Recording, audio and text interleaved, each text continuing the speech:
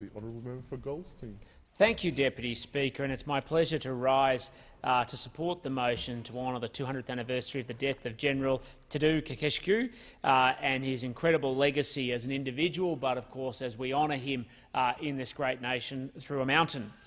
General Kosciusko made a significant contribution to the world, and particularly around driving, as many other speakers have made mention, of the principles of equality of all people, regardless of their background, particularly on the basis of their gender, their skin colour or their religion. But what it really reinforces is the contribution of the Polish community, not just in Poland, but around the world. In fact, the electorate that I am very proud to represent, the federal electorate of Goldstein, is also named after somebody who is Polish, Wajda Goldstein. And I say very specifically with that pronunciation, Wajda with the emphasis on the I, and Goldstein like Bierstein, because I once found an article from 1904 where she actually explains how to pronounce her name.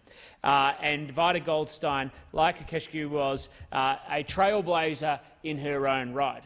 Both of them actually stood up for the rights of people, whether they were part of that representative group or not. Both of them stood up for principles and values that sit at the heart of a liberal democracy, the principles of freedom that endure to this day.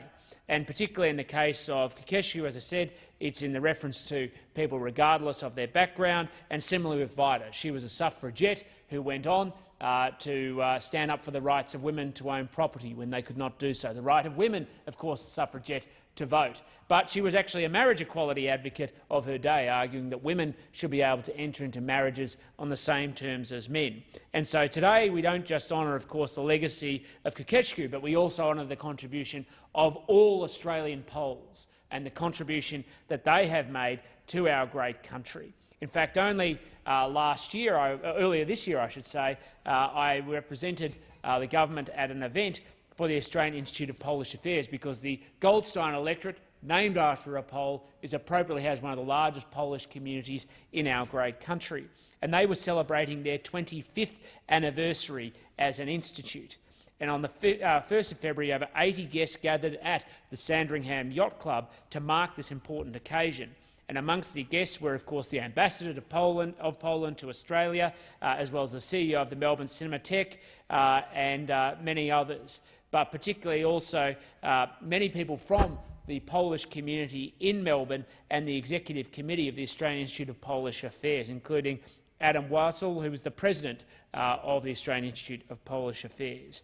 And they have played an incredibly important role in bringing Polish speakers out from Poland to Australia, not just to build and enhance the relationship between our two great countries, not just to invest in communicating the principles that their nation shares and the cultural common ground between us, but to also recognise what we can learn from Poland. And what has been said by other speakers, and I'll repeat now, is that the contribution of the Polish community in Australia has been sound because it has been anchored in the ideals and the values that we mutually share. And they don't take the principles of freedom for granted. They know in only recent history, because of the tyranny of the Soviet Union and many other countries who have sought to impose their value system of conformity, the Poles understand that the principles of freedom have to be fought for. They have to be fought for through sacrifice, if necessary, and to stand up. And it's through the solidarity of people, free people wanting to continue to enjoy their liberties around the freedom to speak up and say unpopular things and to speak truth to power.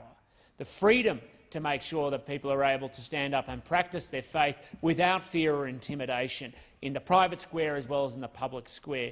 They understand that principle, and it's something that sits at the heart of our liberal democracy as well. But more importantly, they saw the tyranny firsthand that comes when the government comes along and tries to suppress people's freedom and limit how they can engage in the marketplace, and how that if you try and control capital, in the end you will control people, and you will stifle their ambition, their imagination and their capacity to make a contribution to build a better world. The Polish people experienced that firsthand, and they have never forgotten that legacy and continue to be fighters for freedom in their own country and around the world today. And it's on these days that we honour that contribution, and we celebrate it and recognise it and wish them well into the future by acknowledging one of their favourite sons, General Kosciusko, by acknowledging one of their greatest migrants to this great country, Wajda Goldstein, and acknowledging the continuing contribution that the Australian Polish community makes in our great nation today. Thank you very much.